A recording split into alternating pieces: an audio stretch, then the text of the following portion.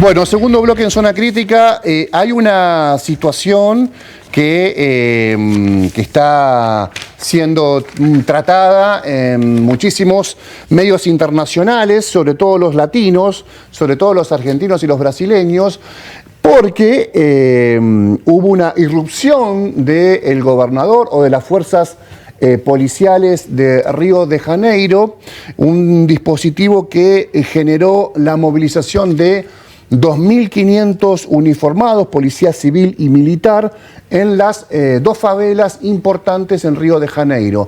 Aquellos, por ejemplo, que vieron, les gusta el cine y vieron las películas Tropa Elite, por citar a una, que tiene dos versiones, unidos, ahí hay una aproximación más o menos, obviamente, artística de la situación de las BOPE o la intervención de la BOPE, la Policía Militar Brasileña, en las favelas, obviamente adaptada para una platea.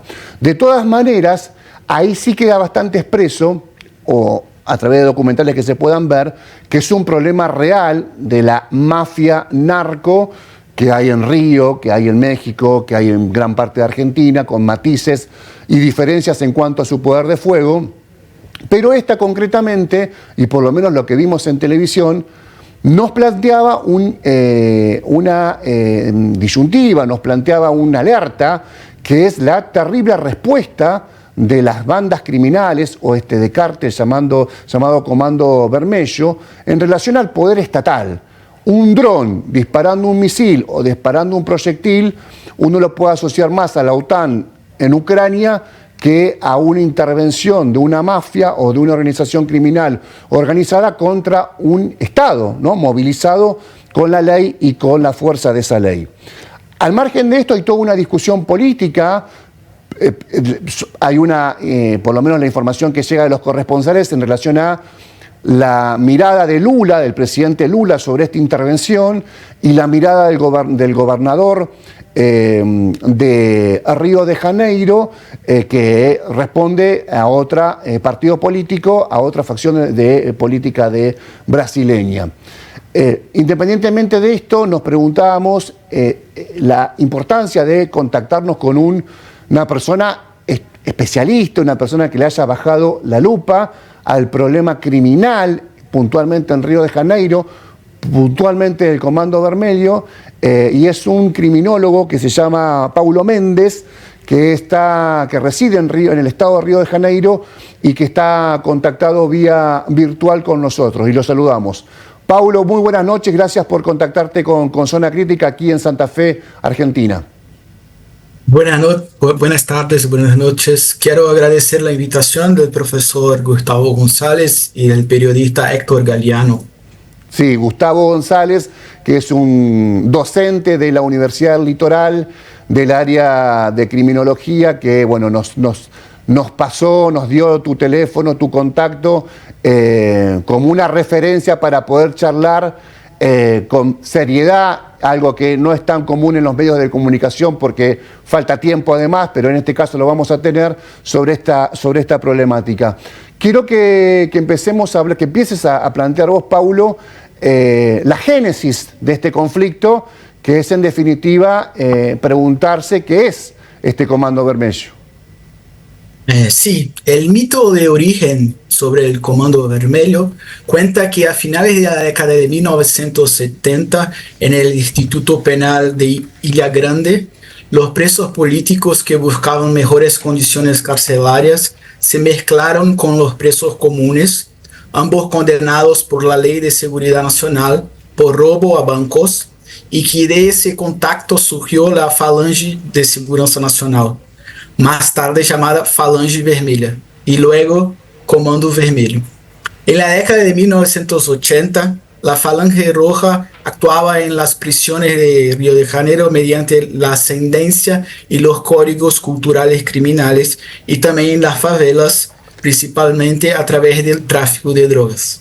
En la década de 1990 se estableció y amplió su influencia en las comunidades a través de una ostentación armada, convirtiéndose en los dueños de la villa, figuras masculinas infames que ejercían un cierto dominio privado y establecían una cierta red consolidándose como facción. A partir de la década de 2000, esta influencia más local se extendió gradualmente a otras regiones de Río de Janeiro y otros estados de la federación, como el norte y noreste, con una ampliación y diversificación de la red a través de la propia facción o estableciendo algunas alianzas, actuando como cierto centro de referencia y modelo de dominio territorial. Ahí te pregunto, Paulo, podríamos decir, ese minuto uno, aunque nunca es exacto, ese momento iniciático, hay un componente del preso político con el preso común, podríamos decir, el criminal común.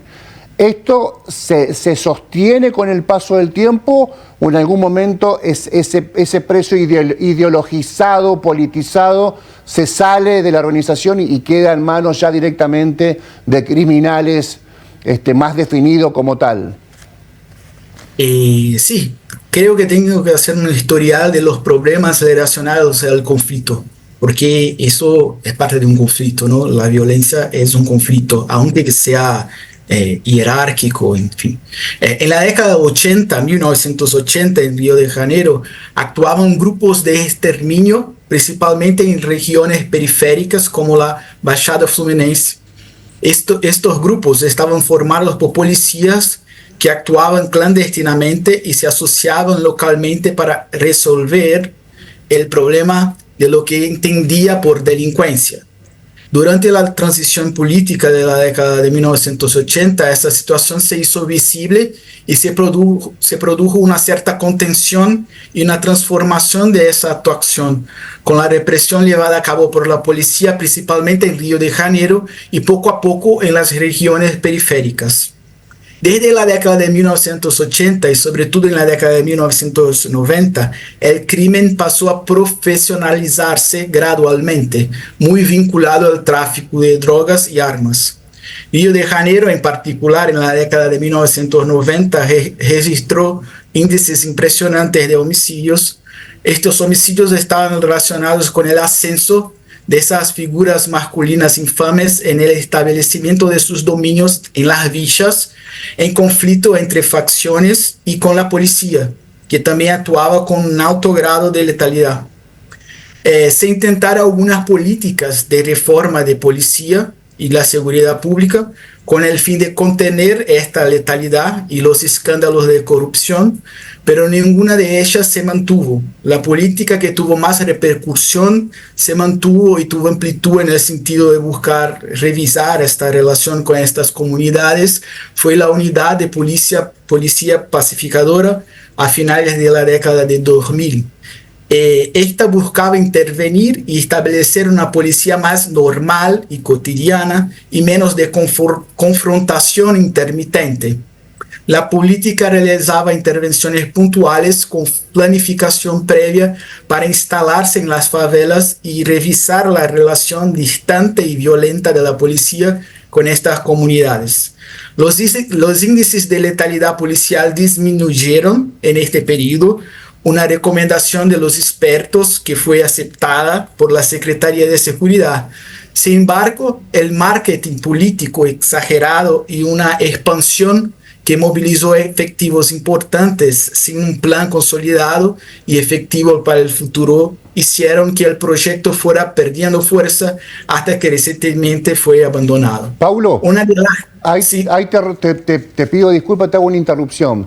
Entonces, Sí. hubo un periodo en donde hay una policía, como se le dice en Argentina, una policía de cercanía, que era un rostro era un rostro policial, pero más social que el rostro policial represivo.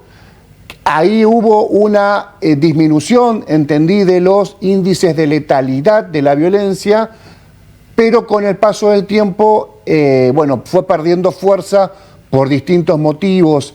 Esta etapa virtuosa, podríamos decir, que señalás, ¿en qué periodo? Vos mencionaste cerca de los finales de los 2000, pero ¿en qué periodo se dio? Entre finales de la década de 2000 y hasta medio de la década de 2010. Ajá, bien. Estos proyectos fueron inicialmente muy propagandeados como los mejores proyectos posibles y bueno, tuvo algunos resultados importantes durante un tiempo, pero bueno, hubo una crisis política muy fuerte del gobernador por corrupción y luego, bueno, se instaló lo que siempre se hace con las comunidades, la relación violenta y distante de la policía con esas comunidades. Y también una de las críticas importantes al proyecto era que aunque abordaba el problema del dominio armado de los narcotraficantes, acabó extendiendo la delincuencia a otras regiones como la Baixada Fluminense. Y sí, tenía un bias social también, que sería un segundo momento después de la entrada de la policía y la instalación. Pero ese proyecto que sería social no logró hacer muchos avances. Ujú. Es impresionante, es muy importante esto que señalás, porque las imágenes que nos llegan, que vemos, son imágenes de una geografía dificilísima ya para transitar por las subidas y bajadas, dicho de modo así rápido y vulgar, y después por los pasillos, por los interminables cables que prácticamente nublan, vuelven nubosas las calles internas de Río. Pero vos estabas desarrollando una idea sobre esta expansión y me gustaría que continúes respecto a esto que habías preparado. Bueno, quiero para entender, para entrar en la mega operación que Sí. ocurrió, yo voy a hablar con detalle. Antes tengo que hablar de algunos antecedentes recientes del contexto de la operación que creo que explica cómo explotó todo eso. Desde finales de la década de 2010, Río de Janeiro vive una crisis intermitente e interfederal en determinados momentos en materia de seguridad pública asociada a disputas políticas. En ese sentido, en 2018 se produjo una intervención federal de carácter militar en Río de Janeiro que se caracterizó por un intento de disuasión mediante la ostentación, una intervención, una inversión en equipamiento sin un proyecto de seguridad pública y una solución de continuidad, y que aumentó los índices de letalidad. La agenda de seguridad pública se convirtió en una prioridad en la agenda pública y política, especialmente en los estados, y se creó un sistema unificado de seguridad pública a nivel federal, un intento de la federación de participar y coordinar esfuerzos en esa área. Determinados políticos pasaron a encarnar personalmente esta agenda y a convertir su actuación en una cruzada moral, ¿no? Politizando las fuerzas policiales e intentando obtener legitimidad electoral a cualquier precio. Desde la década de 1990, las operaciones policiales más letales, principalmente en Río de Janeiro, han causado entre 10 y 20 muertes. A partir de la década de 2000, otros estados como São Paulo y del norte y noreste como Bahía también comenzaron a formar parte de esta estadística. Lo que hemos visto a partir de la década de 2020 es un aumento de ese resultado hasta alcanzar las 2 decenas, más de 20 muertes por intervención policial, como la que ocurrió en Jacarezinho, en Río de Janeiro, donde murieron 28 personas. Hasta entonces la operación más letal de la historia de Río de Janeiro. Recientemente hubo una operación en São Paulo, en la Baixada Santista, con 84 muertos. Y ahora está en Río de Janeiro con 120 muertos, un aumento sin precedentes. Ahora, Paulo, vos planteás ahí el componente político y una agenda que es una agenda muchas veces de campaña, ¿no? Una agenda de marketing político, marketing de campaña. Ahora, por lo menos la experiencia argentina, que está muy lejos de la experiencia de Río y muchísimo más lejos de la experiencia mexicana, te plantea que los ejemplos locales, por ejemplo, cuando caen o asesinan o encarcelan a 2 soldaditos de la droga, inmediatamente, que son fungibles, inmediatamente hay 2 o 4 o 10 ahí esperando el lugar para ocupar. Digo, es un problema que es crónico, como bien lo describís, y que entiendo que la agenda política es una agenda de medios, de explosión mediática, más que de resolución del problema real. Sí, sin dudas. Y lo que pasó en esta mega operación fue exactamente eso, o sea, una falla en la contención y después todo eso que pasó. Entonces voy a intentar explicar ahora cómo ocurrió la mega operación, ¿no? Con las informaciones que tengo hasta hoy. Sí.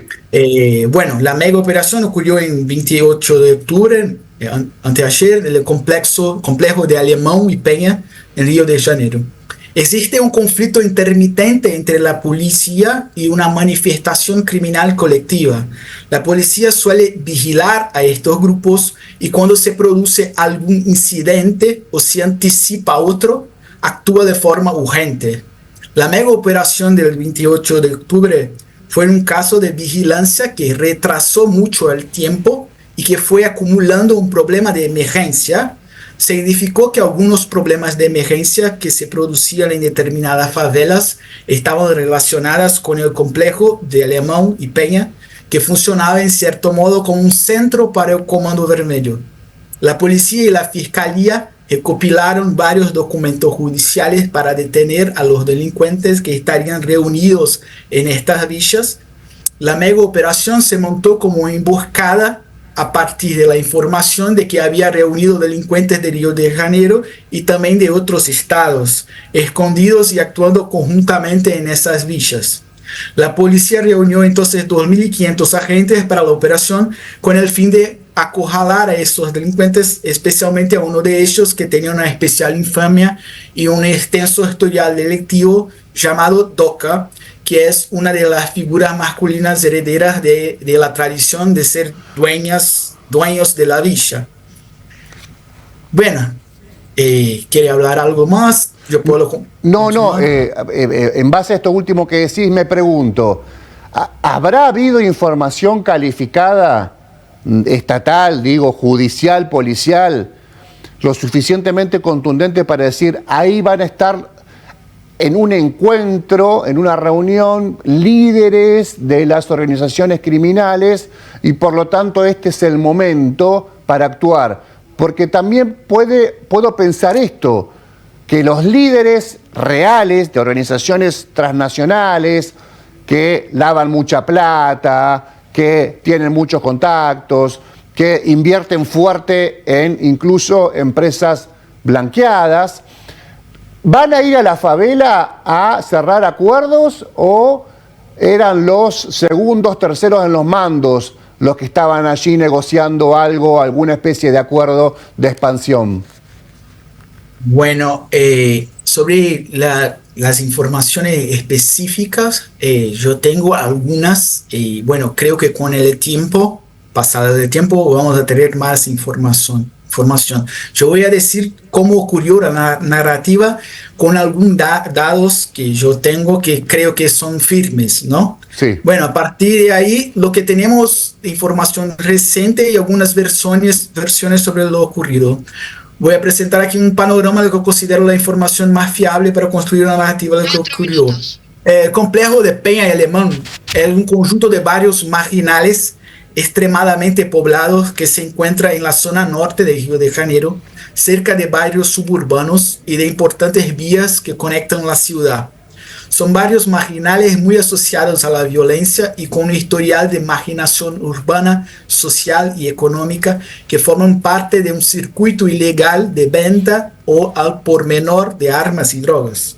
Se asocian genéricamente al Comando Vermelho, aunque obviamente un territorio tan vasto y poblado no se reduce a esa identificación criminal genérica, ¿no?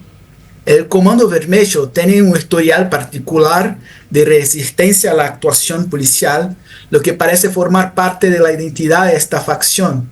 Esto explica algunos hechos y escenas como la ostentación de armas pesadas, la muerte de 4 policías en la operación, varios policías heridos y uso de drones con granada. La estrategia divulgada por la policía era que habría una entrada por el complejo de Peña y una fuerza policial especial llamada BOP, que actúa mediante la neutralización, estaría en la otra favela, el complejo de Alemão, para emboscar a quienes huyeran de Peña hacia el Alemão, pasando por una zona boscosa. En el momento de la instalación de las unidades de policía pacificadora, una escena que quedó marcada fue la que esta huida por esta región, y por eso la policía esta vez hizo un cerco, ¿no? Entonces intentó hacer algo distinto, pero con una intención de neutralización. Bueno, sobre el resultado de eso, lo que tenemos de información, el resultado inicial de esta operación fue que 4 policías habían sido asesinados y el número de muertos fue aumentando gradualmente hasta llegar a unos 60, deteniendo además a unas 80 personas y confiscando un gran número de rifles, armas pesadas, alrededor de 70. Una escena que quedó grabada fue el fuego y el humo que salía de las villas por los coches quemados. Algunas de las personas fallecidas fueron identificadas como miembros seguros de la pirámide de mando de la facción, con cierto grado de liderazgo y operatividad. Aunque fue identificado como dono de la villa, el que hablé, Doca, logró escapar. Bueno, los barrios marginales quedaron aislados y sumidos en el pánico debido al escenario de guerra, y las escuelas están sin clases y tienen problemas de falta de luz. La magnitud de la operación y el resultado de la muerte despertaron el alerta en la ciudad por temor de represalias, inicialmente más en los alrededores de las villas. Fue entonces cuando se colocaron algunos carros, coches, autobuses y barricadas en algunos puntos de la ciudad como forma de protesta, lo que creó una situación que alteró la vida cotidiana de la ciudad, con personas que regresaban más temprano a casa, multitud de personas que se apresuraban a regresar a casa en tren, otras que caminaban juntas por las autopistas congestionadas, personas que eran despedidas de trabajo al día siguiente. Paulo, nos queda poco tiempo, me queda realmente, es muy interesante todo lo que contás, con una descripción además de contexto que lo coloca, que digamos nos aclara mejor no solamente ver las imágenes de disparos de ametralladora, sino poder contextualizarlo. Solamente tengo una pregunta que te pido que si me la puedas responder brevemente. La presencia estatal del 28 de octubre, la presencia estatal de la policía y esa imagen tan lúgubre de muertos apilados tapados con bolsas negras, de gente, uno puede decir, puede ser del comando o puede ser gente civiles sin responsabilidad. Esa foto, ¿es la foto que va a quedar grabada en el Comando Bermelo a la hora de planear una venganza? ¿Va a venir, como se dice en Argentina, un vuelto con la misma violencia hacia la represión estatal? Bueno, yo voy a intentar, eso pasó anteayer, ¿no? Y ayer nosotros despertamos, el día siguiente amaneció una escena impresionante, ¿no? Los habitantes de la villa fueron a la zona boscosa entre las dos villas y llevaron a una plaza a los muertos que habían quedado en el alto del cerro, donde fueron alineados y cubiertos en una gran pila en forma de fila, ¿no? Fue entonces cuando comenzó todo un proceso de reconocimiento de los cuerpos y discusiones sobre las ejecuciones, con informes de indicios de algunos cuerpos de prácticas de exterminio. En ese momento se contaban más de 110 personas, ¿no? Sí. La policía dio a conocer un nuevo balance con alrededor de 100 armas, la mayoría de las cuales serían rifles. Sobre la escena, lo que se hizo, yo para finalizar tengo una interpretación sobre lo que ocurrió, ¿no? Más criminológica, diría. ¿Cómo se puede explicar esa dinámica de lo ocurrido. Sin duda había una concentración de personas fuertemente armadas con algunas figuras notorias de importante implicación en el crimen, pero las identificadas aún son pocas en comparación con la magnitud de las muertes. Había una acción legalmente justificada para el arresto de varias personas y una clara intención de neutralización por parte de la policía por la organización y la forma del uso de fuerza especial de la policía. La resistencia inicial a la acción, principalmente la muerte de policías y el uso de armas pesadas y granadas, hizo que una neutralización que se justificó como inicialmente técnica se convirtiera en una neutralización masiva, actuando como ajusticiamiento. Claro. Esta práctica se basa en la desconfianza y las disputas entre los gobiernos, la policía y la justicia penal. En general, existe la percepción de que hay una burocracia criminal indulgente y que la ejecución extrajudicial es un medio no solo necesario por la naturaleza de la actividad policial, sino también requerido como forma de prevención, como se hizo, bueno. Como se desprende de la dinámica del contexto político, parece haber habido un punto álgido de la mezcla entre infiltración política, neutralización policial y desconfianza judicial que ha dado lugar a una neutralización masiva e exterminadora.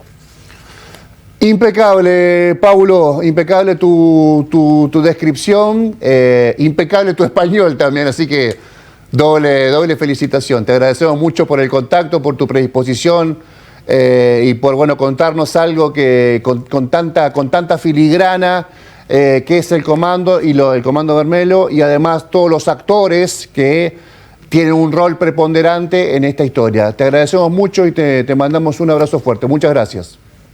Gracias por la invitación. Es un honor poder hablar con ustedes con el español que consigo hablar. Bueno, gracias. Muchas gracias.